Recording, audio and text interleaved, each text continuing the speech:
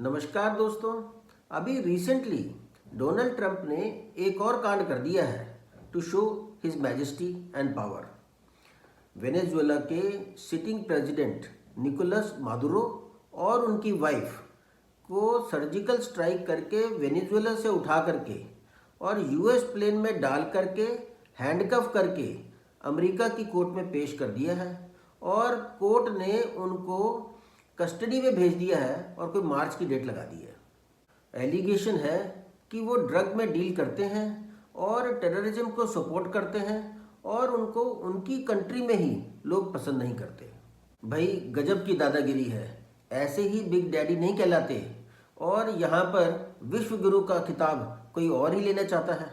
सब कंट्रीज़ के नेताओं की घिग्गी बंध गई है, कोई कुछ बोल ही नहीं पा रहा। ये यूएन भी चूड़ियाँ पहन करके बैठ गया है, किसी काम का नहीं है। इस यूएन ऑफिस को तो बंद ही कर देना चाहिए, फालतू का शो ऑफ है और पैसा वेस्ट करने का तरीका।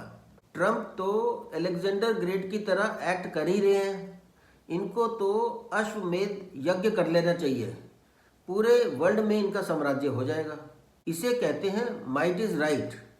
कोई कुछ कह भी रहा है तो इस ट्रांसग्रेशन को अप्रूव ही कर रहा है सोशल मीडिया भी। वैसे तो रशिया, चाइना, ब्राज़ील और साउथ अफ्रीका ने इस एक्ट को आउटराइटली रिजेक्ट किया है, पर इंडिया ने कुछ मिडिल पाथ अपनाते हुए और बैलेंस अप्रोच रखते हुए इसमें सिर्फ कंसर्न ही शो किया है और कंडेम नहीं किया है। वो एक गाना है ना कि सिकंदर ने पोरस पे की थी चढ़ाई, जो की थी चढ़ाई तो मैं क्या करूं। तो ऐसे ही इंडिया अभी वेट कर रहा है and is going to take a very cautious stand. ऐसे तो ये डोनाल्ड ट्रंप किसी भी कंट्री के किसी भी प्रेसिडेंट को एयरलिफ्ट कर सकता है, तो फिर यूएन की क्या वैल्यू है और ह्यूमन राइट्स या फिर कंट्री राइट्स की तो बात ही खत्म हो गई। हु विल डिसाइड कि दूसरी कंट्री का प्रेसिडेंट इलीगल काम कर रहा है? ये तो खुद ही मुद्दई और खुद ही जज। ऐसे तो हर कंट्री को ही फिक्र पड़ गया है और ट्रंप ने आसपास के देशों को धमका भी दिया है। ये कुछ कुछ रावण की प्रवृत्ति या दुर्योधन की प्रवृत्ति से मैच करती है बात।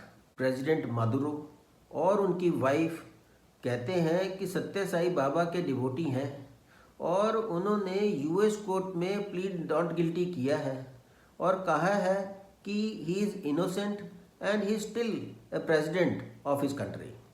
हालांकि उनकी जगह एक्टिंग प्रेसिडेंट वो लेडी रॉड्रिक्स वर्क कर रही हैं और इंसिडेंटली वो भी सत्य साई बाबा की डिवोटी हैं। मुझे याद पड़ता है कि हमारे सीनियर एडवोकेट मिस्टर एम.एन. कृष्णामणि जी, जो अब इस दुनिया में नहीं रहे हैं और एससीबीए में बहुत बार प्रेसिडेंट रह चुके हैं और हमारे फ्रेंड थे, वो भी सत्य साई बाबा के परम भक्त थे।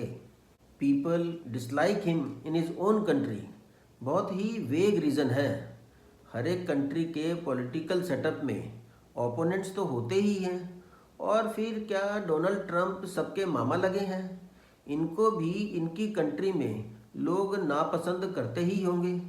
पहले भी इनके ऊपर जानलेवा अटेम्प्ट हुआ ही था और गोली लगभग सटीक ही लग गई थी।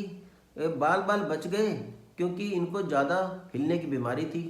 अटैकर इनका ओपोनेंट ही होगा, कोई इनका सपोर्टर तो होगा नहीं। वेनेजुएला वैसे तो फेमस है अपनी ब्यूटी क्वींस के लिए। एज मेनी एज 7 टाइम्स यहाँ की लड़कियाँ मिस यूनिवर्स का खिताब जीत चुकी हैं।